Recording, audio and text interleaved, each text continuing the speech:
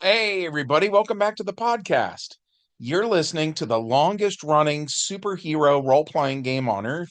I'm your host, the Game Master, and in this one, we're going to be talking about Invincible, Omni Man, Viltrumites, Captain America, and American Dream. But before we get into all that, make sure you smash that like button. Check to see if you're still subscribed because YouTube loves to unsubscribe you and not tell you. And leave us a comment. That helps us out with the YouTube algorithm, but also we love hearing from you guys. We have an awesome community here, and that's thanks to you. So thank you so much for listening. So before I get too into this one, there's something I should probably say, and that is that we ran this adventure last year, about this time actually, and my wife played a character from the old Spider-Girl comics named American Dream. And that is who we have a picture of here for the channel art for this one. And in our game world, she is Shannon Rogers, the daughter of Steve Rogers and Sharon Carter. And it's weird because in the old Spider Girl comics, I would have sworn that they said that her dad was Captain America. But I went back and I reread them later and I couldn't find any mention of that at all. So I don't know what happened there. I'm kind of wondering if maybe what happened, because I've mentioned this before on my channel. About 25 years ago, I owned the local comic book store where I live. And sometimes, like, if a person had a misconception and they were just talking about it in the store, right? Everybody would get that in their head. Like for instance, an explanation of who a character was. And so then you would have that kind of like baggage in a way. And then when you actually picked up the comic and read it, if you're reading the Spider Girl comic and then you see American Dream on the page and you're like, oh yeah, Cap's daughter. Like you were kind of filling in some blanks there. And so then years later, when you remember reading the comic book, I think you're kind of remembering the stuff that you brought to the table. Does that make sense? Hopefully that makes sense. So I don't know if that's what happened or what, but like I would have sworn she was Captain America's daughter. Um, but I don't know if, and by the way, if anybody can find that in the comics, put the like the issue and page number and stuff like that in the comments section. I would love to find that somewhere. That'll be our little scavenger hunt for this one. um but yeah, I can't find reference to it anywhere. But so it looks like that is yet another one of those things where our world, which we call Earth K, is different than the world that Spider Girl was supposed to be from, which was Earth 982. Um, and it's also, of course, different than Earth 616, which is the mainstream Marvel Earth. That's not our Earth either. At any rate, and then so we also played this one using GURPS Supers, which we hardly ever do. And the reason that I did it for this game is because GURPS has a game mechanic I really like, and it makes all the difference when you're using a character like Captain America.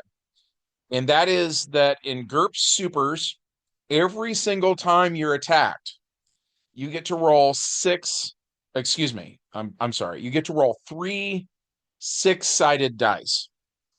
And if you succeed, then the hero defends himself with his shield.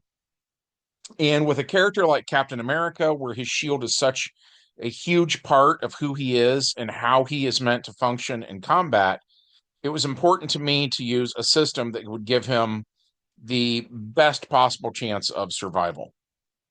So that's why we went with GURPS. So, having said all of that, let's actually get into this one. So, the prologue is that Steve Rogers II has an apartment where he lives, and his mom, who is American Dream, comes over to visit him. And she brings with her a fresh apple pie that she baked, because my wife was playing her and she was trying to think of, if the whole deal with this character is like America and Americana, like, what better way to express that than the whole apple pie thing? So So anyways, it was cool because we got to see American Dream, which we saw her 20, 25 years ago, whatever, like she was in the comics, right? Where she was like in her 20s and, so on and so forth. So now we see her, all this time later, and now she's like a middle-aged woman. And so we get to see what she's like now. We get to see what her relationship with her son is like, who, if I didn't make it clear, he is named after his grandpa. That's why he's Steve Rogers II. And we get some pretty, I think anyway, some pretty relatable story beats here. So, for instance, she has all this momentum of treating him like her little boy, right? And she's having trouble getting her sea legs, so to speak, adapting to the fact that he's in his 20s now. Now he is the age that she was when we saw her in those Spider-Girl comics, right? And so, of course, on his end, he wants to be, treated like an adult and, so on and so forth. He has boundaries and I really liked that because for me, like for instance, when I was that age, when um, wow, I mean, my mom died before I turned 20, but as I was getting older, when I remember her having a really hard time adjusting to my new age. You know what I mean? And then with my own kids, I do it and my wife does it too, where to us, our kids are always going to seem like little kids on some level. And now, like my son is in his 20s, and it's really hard sometimes to make that adjustment. You know what I mean? So I liked that. I just felt like it was a universal sort of thing. I know some of our players actually kind of didn't like it, and they thought that because like Captain America himself is an aspirational hero who sort of like never does anything wrong. So I didn't feel like we were having Cap do anything wrong. I felt like we were saying that American Dream was having some problems. And even then, I wouldn't say she was doing something wrong, right? But she was being human. But so yeah, some of our players kind of didn't want to see that, but I don't know. I liked it myself. And then another conversation we had kind of along those lines was her kind of bugging her son about the fact he's single. And she was not only doing the what I think is a pretty normal kind of mom thing, which is she sort of would like to see her son just have somebody in his life and so and so, someone who's going to be there for him and comfort him and so on and so forth. So she wants to see him get married and all that jazz. And his answer is pretty much like I like girls, but just I don't have any time for dating and I'm Captain America. And like these are really big shoes I'm trying to fill. I'm trying to live up to the legacy that my grandfather set. And we for sure the whole time say the grandpa was like perfect. You know what I mean? So there's this huge burden here. But then on top of that, we kind of take it up a notch where then she says, okay, but like just as you are Captain America now. And she was kind of filling that role back around the year 2000, right?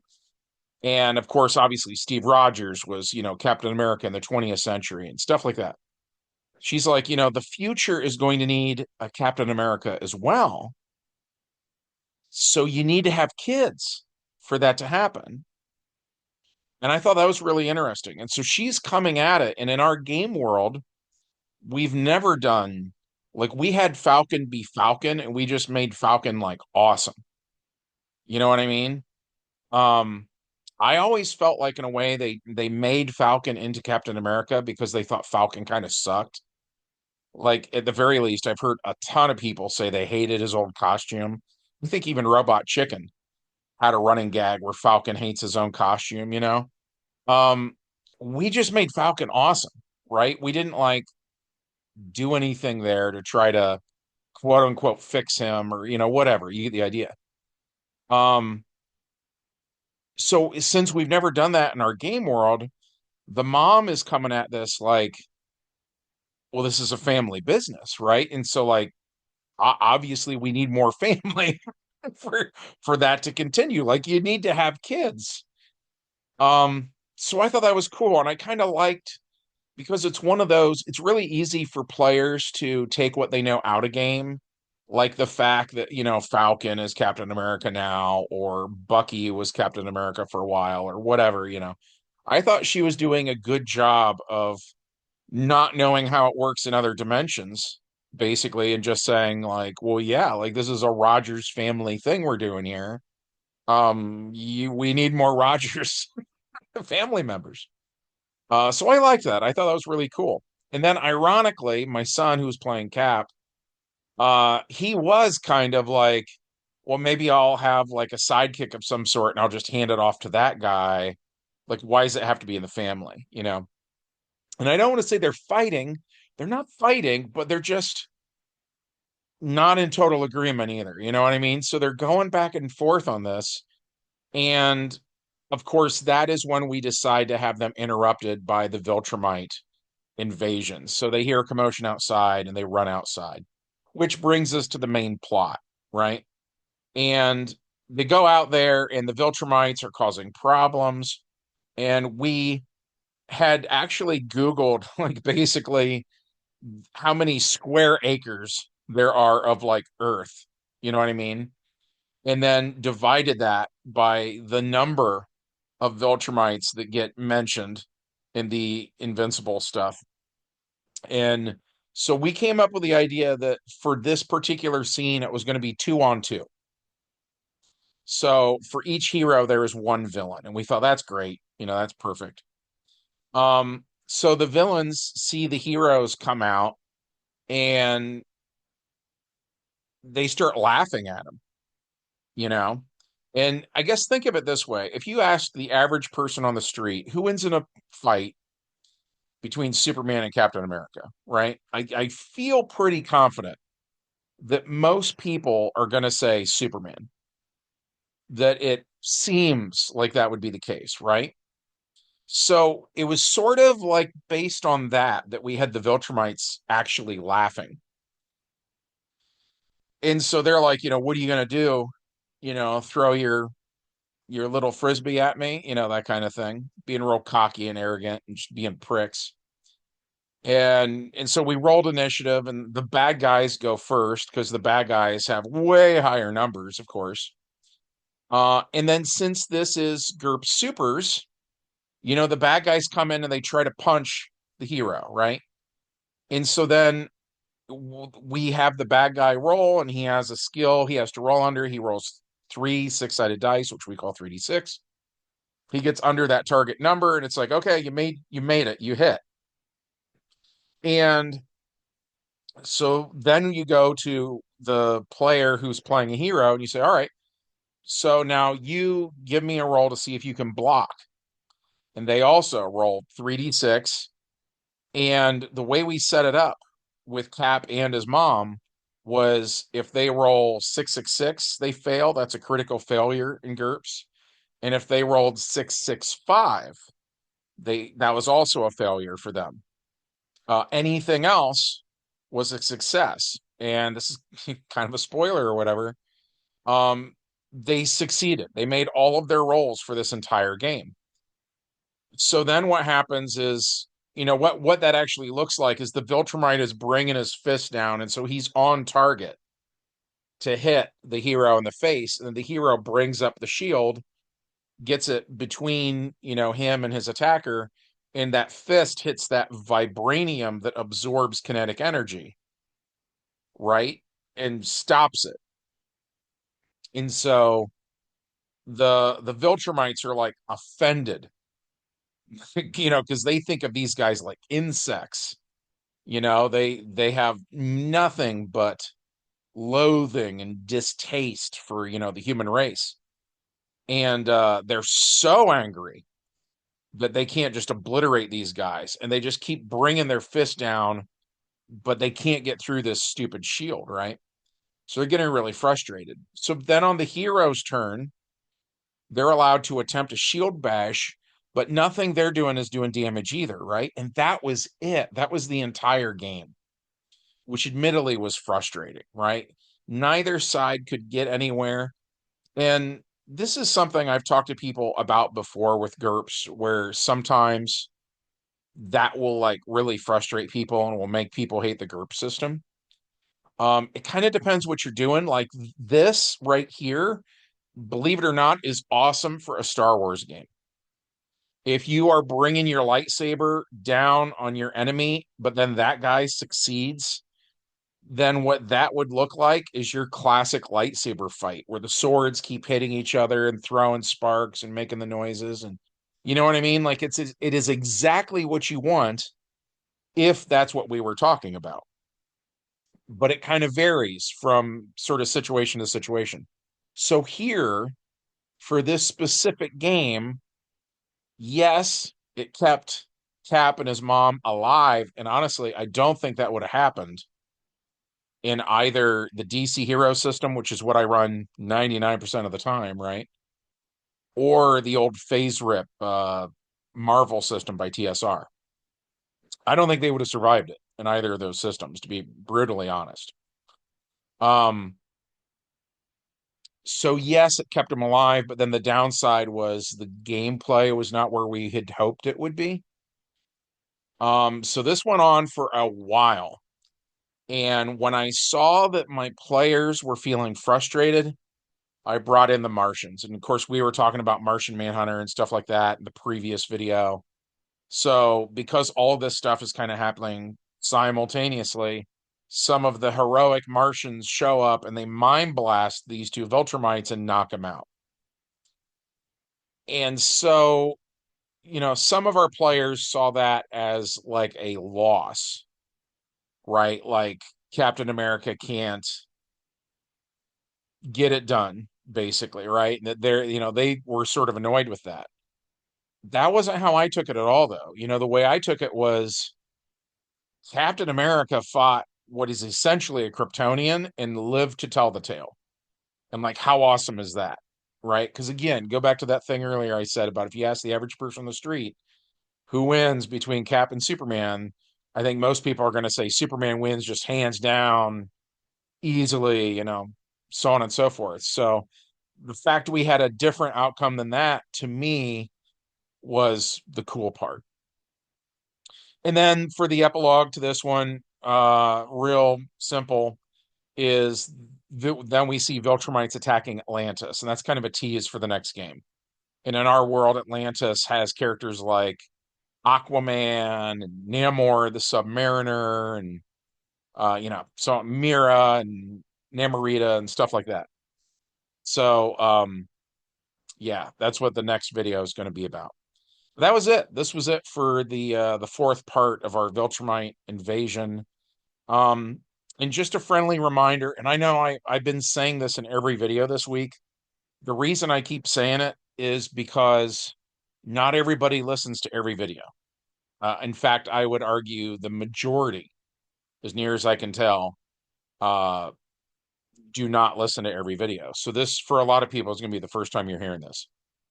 Um, but we're not going to be doing daily uploads anymore. The whole thing with the daily upload was for me to tell the story of the game world, because this was the year that people kind of realized I had a channel.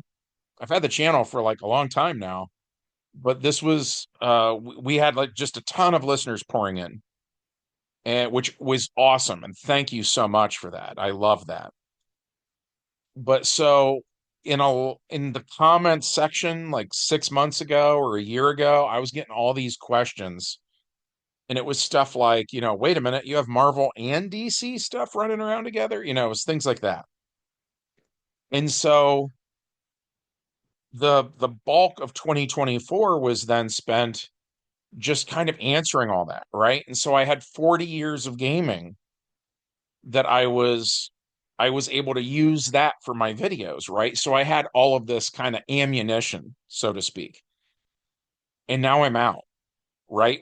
This is it. We're caught up. I'm actually running a game tomorrow.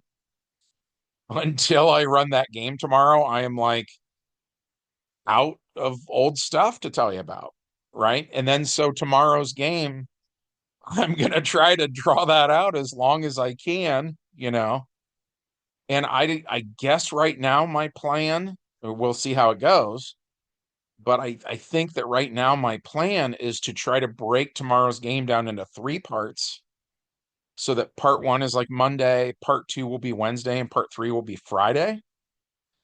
But I don't know. We'll have to see how it goes.